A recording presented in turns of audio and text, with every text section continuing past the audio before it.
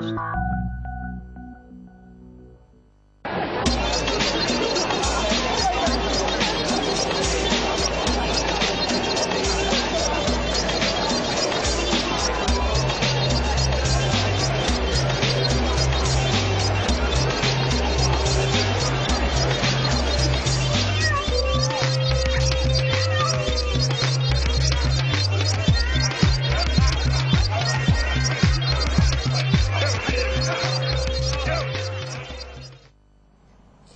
što znate, poštovani gledaoci, u četvrtak 13. decembra počeli smo sa emitovanjem novog serijala emisije pod nazivom Glas tradicije, glas lepote, autora Jasminke Mitić, glavnog i odgovornog urednika PI kanala.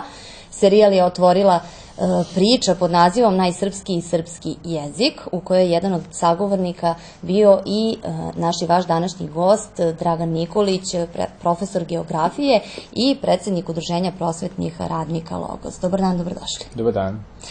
Evo ovako, u četvrtak premijernom epizodom Najsrpski i srpski jezik otvorili smo jednu važnu temu. Ali jedno je o temi govoriti, a drugo u njoj učestvovati, je li tako? Na samom početku da vas pitam, pretpostavljam da ste odgledali ovu emisiju. Kako da ne, obavesti učenike da oni to pogledaju. I kakvi su oni prvi utisci? Pa, deca ko deca. Neka su reagovalo, da, bilo jao kako sam ispao, ne znam i to, ali ona deca koji su ozbiljno shvatila ovu temu, baš su se radovali, zato što su već dosta toga uradili, istraživali i bili su zadovoljni u svakom slučaju. Sve u svemu, šta je bio naš i vaš cilj? Eto ovako, zajedničkim snagama se... Da, vaš projekat, inače, za pohvalu, svaka medijska promocija jednog jezika je dobra stvar. U tom nekom ekonomskom trzaju i borbi za ekonomsko osnaživanje svake porodice, nekako zaboravimo na jezik. Vaša emisija i vaš prilog i u krajnjem slučaju projekat koji realizujete je jako dobar. On je slučajno ili namerno, vidjet ćemo u narednom periodu, bio nešto što je paralelno sa nečim što je radio Logos, a to je očuvanje i promocija pirotskog jezika. Koliko je to važno? Koliko je uopšte značajno da deca na adekvatan način prihvate jezik svoje sredine, da ga dožive kao prednost, a ne kao manu? Često smo u prilici da vidimo da deca doživljavaju pirotski jezik kao manu. Podsmeh ili, barem tako, u vašem prilogu, odnosno vašem projektu koji ste i emitovali juče, u četvrtak je bila reprizna u 5:30, a u petak je bilo u 20 sati taj glavni deo. Mogu da kažem da deca normalno da izbjegavaju da koriste pirotski jezik, što je sasvim normalno. Vršnjaci to ne razumeju, to i u prilogu sami ste bili i videli. Međutim, ja mislim da je odgovornost porodice, normalno i obrazovnog sistema, da na neki način u toj tradiciji očuva pismo, jezik, kulturu, običaje, nošnju, muziku, govor jela, kako da ne. To je ta takozvana etnogeografija ili etnologija ili antropogeografija, a sve u svemu jezičari, lingvisti su vrlo odgovorni za očuvanje jednog jezika. Koliko je sve ovo slično sa projektom pirotski, tačnije evropski pirotski? Zašto baš projekat nosi naziv evropski pirotski? Moram da kažem da baš iz tog nekog nezadovoljstva koji ostatak Srbije ima prema pirotskom jeziku i sa podsmehom reaguje na čujenje ili pominjanje bilo koje pirotske reči, želeli smo da javnosti, pre svega kroz aktivnost dece i prosvetnih radnika koji su normalno pozvani da učestvuju u tom procesu, prikažu pirotski jezik i njegove korene sa evropskim jezicima, kao što je sa latinskim, kao što je sa francuskim, španskim itd., nemačkim. Međutim, sve to u projektu smo dodali još jednu težu ovako dimenziju, a to je paralela pirotskog koji je najarhaičniji itd., da ne govorim sad taj stručni deo koji jezičari, odnosno lingvisti to bolje znaju. Pirotski jezik ima mnoge korene u još starijim jezicima, a jedan od najvažnijih i za mene svakako osnova za dalje istraživanje jeste sanskritski jezik koji je napisan otprilike 1700 godina pre nove ere. Pa tako recimo reč rakija je poreklom sanskritska, kao i opanak, sanskritska reč, kao i bašta. Kada vi pitate u Srbiji šta znači bašta, prosečni građanin Srbije koji nije iz ovih krajeva reći će, pa da, to je mesto obrada, ne znam, njiva. i tako dalje, a bašta je sanskritska reč i tako dalje. Ima dosta reči koje ćemo tokom Evo vidimo slajdove. Da, u prvom prilogu smo vidjeli prikaz tih jezika i na prvom delu je, ja ću samo da ponovim sad ovog puta, evo ga, ovo je taj prilog. Na prvom mjestu je taj arhaični jezik lepenskog vira, 8000 godine pre nove ere.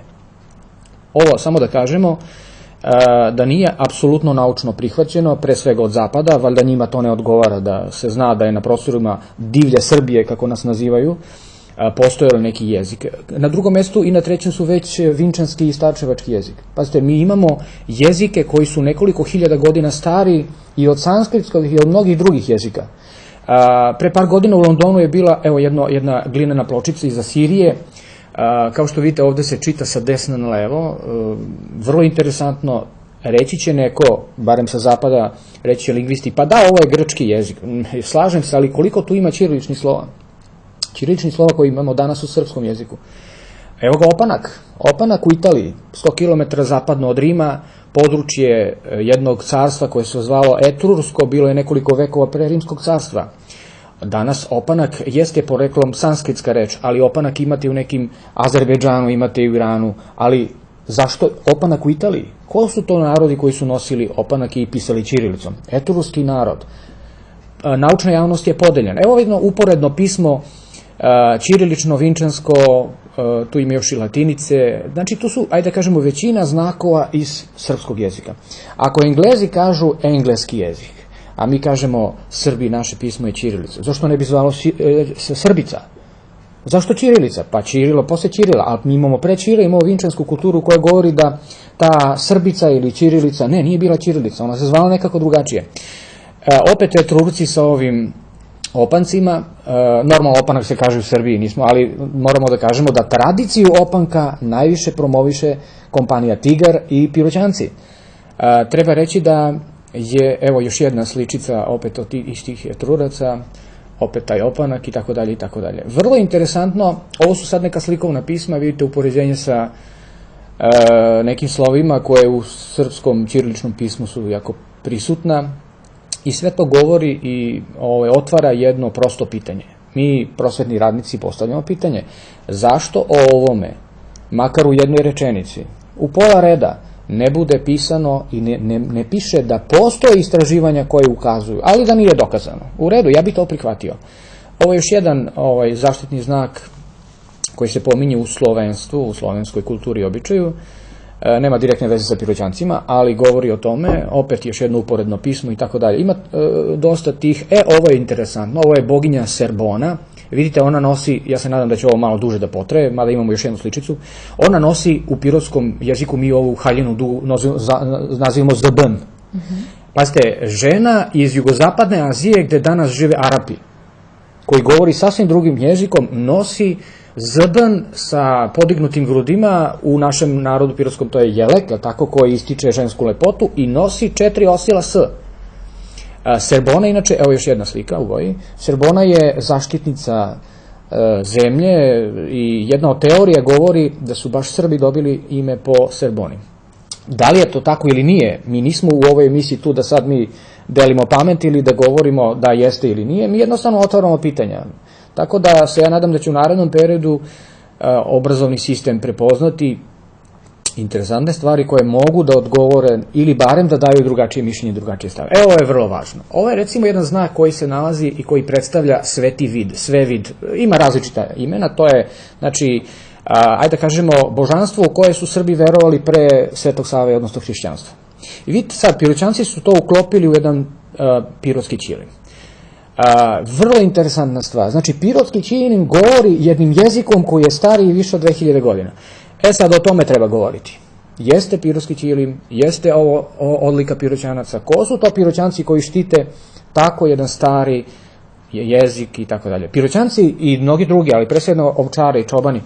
Ovo je jedna grobnica, znači Etrurska grobnica koja govori o tom nekom životu tih naroda i tako dalje. Da samo kažem da su od Etruraca Rimljani nasledili i akvaduk i procesiju. Procesija nije rimska latinska reč, to je etrurska reč i govori o jednom običaju koji se sprovodi u jednom periodu u tom ravnodnevnici prolećnoj. Ovo je recimo karta uticaja vinčanske kulture. Kao što vidite, ovo i Pirot je deo te karte vinčanske kulture.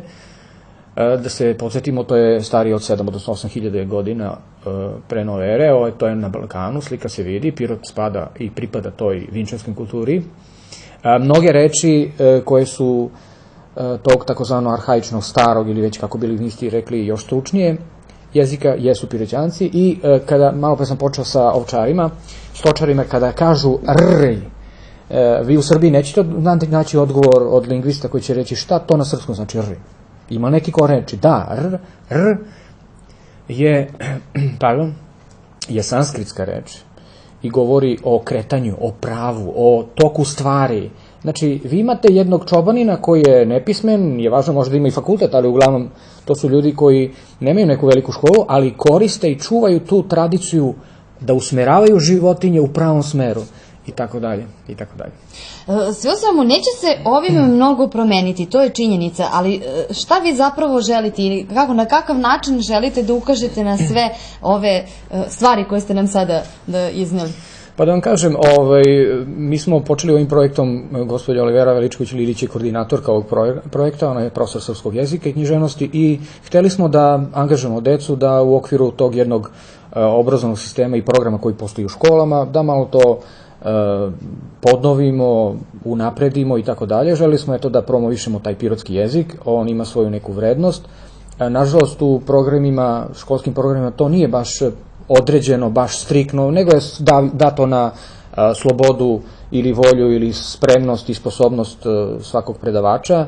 U mnogim školama se tako nešto radi, možda bi to bilo uređenije da tako nešto postoji u Srbiji, pa onda Beograđani ili ne znam, neko drugi ne bi rekao, Piroćanci tamo neki divljaci, nego bi rekli da, to je jedan od veoma starih jezika ili jezika koji čuva tradiciju još starijeg jezika od hrišćanstva i tako dalje. I u tom slučaju bi bilo dobro i za nas, a dobro i za Srbiju. Jer bi znala da u srcu jedne države postoji jedan mali narod, to su Piroćanci koji čuva tradiciju starijeg jezika od srpskog. Kako su deca prihvatila? Izuzetno dobro, mi smo imali preko 20 dece iz svih škola, nažalost na kraju su samo deca iz nekoliko škola učestvovali u svemu tome, ipak to zahteva dosta slobodnog vremena, dosta mentorskog rada, nastavnika, profesora srpskog jezika, ali i istorije, geografije i drugih predmeta, tako da u svakom slučaju, ja sam zadovoljan. Biće dece koja će uvek biti angažovana i koja će želiti da, normalno tu je veliki značaj roditelji. Roditelji su naša najveća uzdanica. Mogu samo da kažem da jedna od važnih stvari u okviru pirotskog govora i svega ovoga jeste i očuvanje tradicija, to je izrada porodičnog stabla. To nigde nije predviđeno programom. Zašto ne? Kroz to porodično stablo deca bi naučila puno toga, a između ostalog i taj jezik. Tako da smo spojili lepo s korisnim, a ovim projektom Evropski pirotski, valjda će Evropa i Srbija videti koja je vrednost Piroćanaca. Sad, sigurno da ste vi dugo istraživali, vidi se i po ovim slikama da ste dosta radili na prikupljanju podataka i uopšte dokumentacije o svemu ovome. Koliko su deca učestvovali? Da li su i oni sami istraživali? Kako da ne, deca su uglavnom istraživala tako što su dobila, on su u stvari, bio je to jedan predlog, deca da li se zainteresovani, to su bili časovi dodatne dopunske nastave, to su bili časovi sekcija. Neka deca su već rekla da u svojim bibliotekama kod kuće imaju neke knjige, posebno taj pirotski zbornik je vrlo važan. Onda smo ih pitali šta bi oni želeli o jeziku da napišu ili o Piroćancima i tako dalje. Bilo je tu dosta dobrovoljnosti, bilo je i lutanja, bilo je i pisanja, ne znam, o Visočici, o Staroj planini i tako dalje. Ali u svakom slučaju, deca su izabrala baš i normalno nisu kasnije mentorskim radom odvojili, malo selektovali, nikako uticali na tekstove, mada moram da priznam da deca nisu mogla da osmisle svoj naučni rad, više su koristila literaturu, digitalnu literaturu Narodne biblioteke iz Pirota, ali i onu digitalnu formu preko interneta. U svakom slučaju, poseda Zavičajnom muzeju je bila prava stvar.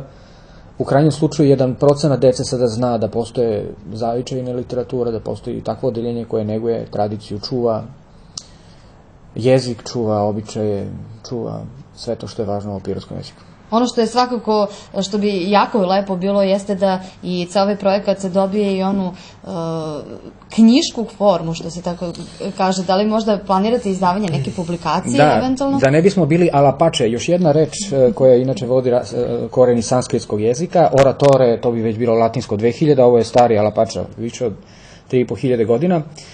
Biće tu i pisane verzije, u toku je taj tehnički deo, tako da ćemo imati, ajde da kažemo, jedno pomoćno nastavno sredstvo koje ćemo koristiti u narednom periodu, što je i bio jedan od ciljeva našeg projekta Evropski pilotski.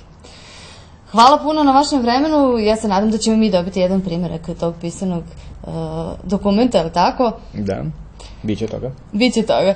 Hvala najlepše i puno uspeha u daljem radu. Hvala i vama i hvala što i vi promovišete pirotski govor i pirotski kraj.